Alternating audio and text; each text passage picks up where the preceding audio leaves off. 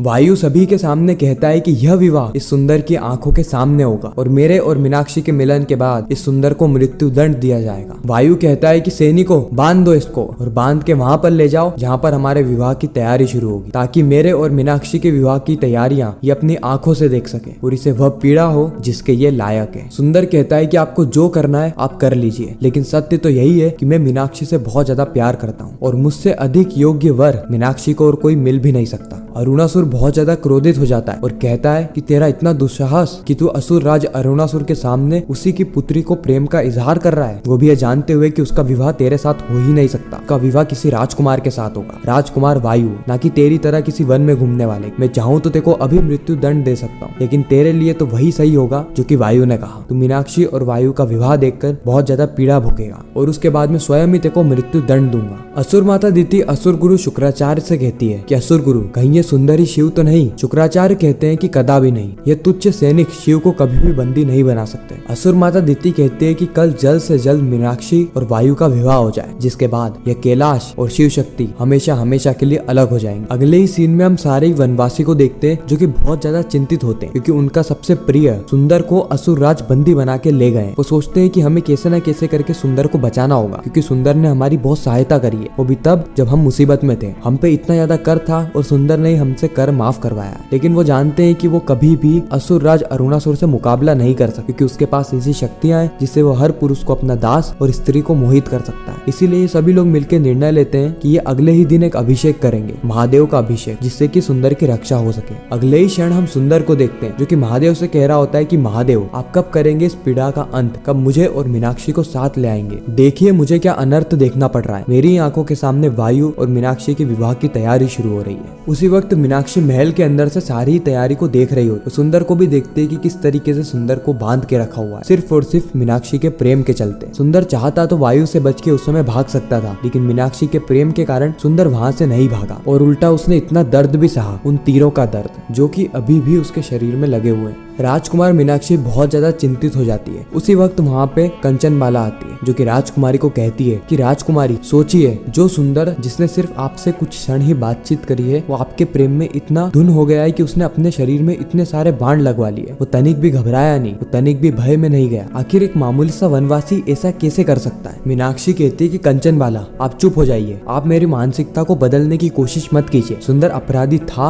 और अपराधी है। कंचनमाला कहती है कि राजकुमारी मैं तो सिर्फ इतना कहने आई थी कि अगर आपको कुछ भी समस्या है तो आप एक बार शिव के सामने मस्तक झुका के देखिए, एक बार महामृत्युंजय का जाप करके देखिए, आपकी सारी ही समस्या कुछ ही क्षणों के अंदर दूर हो जाएगी। महादेव स्वयं ही आपकी रक्षा करेंगे। मीनाक्षी कहती है कि कंचनमाला अगर अगली बार तुमने शिव का नाम लिया तो मैं तुम्हारी ज़ुबान काट दूंगी। कंचनमाला कहती है कि शिव तो सत्य है, कण कण में है, मेरे नाम लेने या ना लेने से उनके अस्तित्व पे हम प्रश्न चिन्ह नहीं लगा सकते। बस एक बार आप शिव पे विश्वास करके उनके आगे मस्तक झुका कर देखिए, आप जो भी चाहती है वो हो जाएगा। देखिए ज्यादा समय हमारे पास नहीं बचा है, अगर आप वायु से विवाह करना नहीं चाहती है तो आप शिव से मदद मांगिए, वो अवश्य ही आपकी मदद करेंगे, आपकी सहायता करेंगे। कंचनमाला कहती है कि हर एक समस्या का सिर्फ एक ही उपाय है, ओम नमः शिवाय, ओम नमः शिवाय। अगले ही सीन में हम सुंदर को देखते हैं जो कि देख रहा होता है कि किस तरीके से असुर बहुत ज्यादा थक रहे। सुंदर कहता है कि महादेव ने अपना कार्य कर दिया है, संकेत मुझे दे दिए, अब मेरी बारी है। सुंदर उन असुरों को कहता है कि ए असुर तुम थक गए हो ना, मेरे पास जड़ी बूटी है जिससे कि तुम्हारे अंदर शक्तियां आ जाएगी। वो असुर कहते हैं जड़ी बूटी कहाँ है? सुंदर कहता है कि मेरे कमर में बांध के रखिए, आओ और ले जाओ। फिर वो असुर आता है और सुंदर की कमर में जो जड़ी बूटियां बांध रखी होती है उसको निकालता है और उसे पीसने लगता है और उसकी औषधि बनाता है। उसके बाद वो सभी लोगों को औषधि दे देता है। अब असलियत में उसके अंदर भांग होती है और सुंदर जानता है कि एक बार असुरों ने भांग खा ली तो फिर ये अपना आपा खो बैठेंगे और इनका कार्य यहीं पर ही धरा का धरा रह जाएगा। और बिल्कुल ऐसा ही होता है, असुर वह औषधि खा लेते हैं और उसके बाद हर हर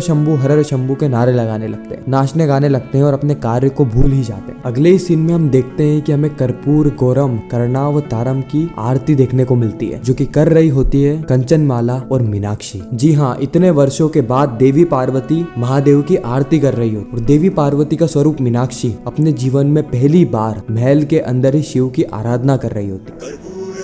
करुणावतारं संसारसारं भुजगेन्द्रहारं सदा वसन्तं हृदयारविन्दे भवं भवानी सहितं नमामि। मीनाक्षी महादेव से कहती है कि महादेव आप मेरे पिता के शत्रु हैं, इसीलिए आप मेरे भी शत्रु हैं और मैं यहाँ शिव के समक्ष नतमस्तक होने नहीं बल्कि शिव की परीक्षा लेने आई हूँ। मैंने सुना है कि आप सबकी उलझन सुलझाते हैं, मेरी भी उलझन सुलझा दीजिए। नहीं करना है मुझे वायु से विवाह। मेरे पिताश्री के वचन के चलते मैं इस प्राश में बन चुकी हूँ। नहीं करना मुझे वायु से विवाह। आप मेरी सहायता कीजिए। अब हम कैलाश में देखते हैं जहाँ पे नारायण कह रहे होते हैं कि जब पाप और अधर्म का महल ध्वस्त होता है तब ऐसा ही होता है। इस पाप के महल में एक और तो देवी मीनाक्षी हैं जो कि याचक होकर शिव के समक्ष खड़ी हैं और दूसरी ओर शिव हैं जो कि सुंदर के रूप में शिव के ही गुणगान में झूम रहे हैं। और अब ये उत्सव और याचना दोनों मिलके अरुणासुर का अंत करेंगे। पूजा समाप्त होने के बाद मीनाक्षी मदद की गुहार लगाती है। वहीं पर ही कंचनबाला कहती है कि महादेव आप सबकी पीड़ा हरते हैं ना, मेरी पुत्री की भी पीड़ा हर लीजिए। मीनाक्षी कहती है कि मैं आपकी पुत्री। फिर कंचनमाला को वह सारी बातें याद आने लगती है जो कि अरुणासुर ने कंचनबाला से कही थी कि अगर उसने कभी भी यह बताने का प्रयास भी किया कि मीनाक्षी उसकी पुत्री है तो वह उसके पति को मार देगा। इसलिए कंचनमाला बात को घुमा देती है और कहती है कि तुम मेरी पुत्री समान ही तो हो। कंचनमाला कहती है कि राजकुमारी को मार्ग दिखाइए शिव, इनकी सहायता कीजिए। उसी वक्त वहाँ पे हर शंभू के गुणगान होने लगे। कंचनमाला राजकुमारी से कहती है कि राजकुमारी मीनाक्षी, शिव ने संकेत दे दिया है, पहली बार महल के अंदर महादेव का गुणगान हो रहा है, जाइए और तनिक देख कर आइए। हो सकता है कि आपकी समस्या भी वहीं पर सुलझ जाए। इधर हम असुरों को देखते हैं जो कि महादेव के नाम का गुणगान करते हैं क्योंकि सभी लोग भांग में मस्त होते हैं। सभी लोग अपनी सारी चीजों को भुला देते हैं और सिर्फ महादेव का नाम लेने लगते हैं। हर हर शंभू, हर हर शंभू, हर हर शंभू। और महादेव स्वरूप सुंदर भी इस सारी चीजों का आनंद ले रहे होते हैं। उन्हें ये सारी चीजों को देखकर बहुत ज्यादा प्रसन्नता होती है, लेकिन अभी भी वो प्राश में बंधे हुए हैं, अभी भी वो मुक्त नहीं हुए। जब इन असुरों की आवाज महल के चारों कोनों के अंदर पहुंच जाएगी तब अरुणासुर को भी ये पता चल जाएगा कि महल में कुछ ना कुछ अनिष्ट जरूर घट रहा है। असुर गुरु शुक्राचार्य यह बात समझ जाएंगे कि महादेव ने महल में पग पसार लिए हैं और अगर मीनाक्षी का जल्द से जल्द विवाह नहीं होता है तो फिर मीनाक्षी शिव के प्रेम में पड़ जाएगी और इनका षड्यंत्र धरा का धरा रह जाएगा। अगले ही क्षण हम मीनाक्षी को देखते हैं जो कि सीधे महादेव के स्वरूप यानी सुंदर के पास आ गई होती है। वो देखती है कि यहाँ पे सारे असुर विवाह की तैयारी को छोड़ के झूम रहे हैं, लेकिन इस बार उनका ध्यान असुरों पे नहीं रहता है। इस बार उनका ध्यान रहता है तो सिर्फ सुंदर पे। मानो उन्हें ऐसा लग रहा है कि सुंदर ही उनकी आखिरी उम्मीद है, सुंदर ही उनका प्रेम है। शिव और शक्ति वापस से एक होने वाले हैं और इसी के साथ यह जो एपिसोड है यहीं पर ही खत्म हो जाता है, इस सस्पेंस के साथ कि आगे क्या होगा। क्या शिव और शक्ति एक हो पाएंगे? क्या मीनाक्षी और सुंदर एक हो पाएंगे? अगर हो पाएंगे तो किस तरीके से? मीनाक्षी कैसे सुंदर को मुक्त करने वाली है? और अगर ये मुक्त कर भी देगी तो क्या मीनाक्षी सही में अपने पिता असुरराज अरुणासुर की बात को टालने वाली है? क्या मीनाक्षी वायु को दिए हुए वचन को तोड़ने वाली है? या फिर नियति ने यहाँ पर कुछ अलग ही खेल रचा है, किसी और ही प्रकार से यह विवाह टूटने वाला है? मीनाक्षी को यह सत्य ज्ञात होने वाला है कि उसके पिता अरुणासुर है ही नहीं और उसकी असली माता स्वयं वही दासी कंचनमाला है और वह कोई मीनाक्षी नहीं बल्कि आदि शक्ति का स्वरूप है यानी देवी पार्वती है। जब ये सारी चीजें मीनाक्षी को पता चल जाएगी तो इस कहानी का एक अलग ही मोड़ शुरू होगा और हम कह सकते हैं कि अरुणासुर का काल शुरू हो जाएगा। तो यही कहानी है जो कि हमें शिव शक्ति के आने वाले एपिसोड्स में देखने को मिलने वाली है। ऐसे ही शिव शक्ति के लेटेस्ट एपिसोड टीवी से पहले देखने के लिए हमारे चैनल को सब्सक्राइब जरूर करें। आपको यह वीडियो कैसी लगी कमेंट सेक्शन में जरूर बताना। अगर वीडियो अच्छी लगी हो तो वीडियो को लाइक करके चैनल को सब्सक्राइब करके ज्यादा से ज्यादा लोगों को ये वीडियो शेयर करना ताकि हमारी फिर से मुलाकात हो। हर हर महादेव, हर हर महादेव।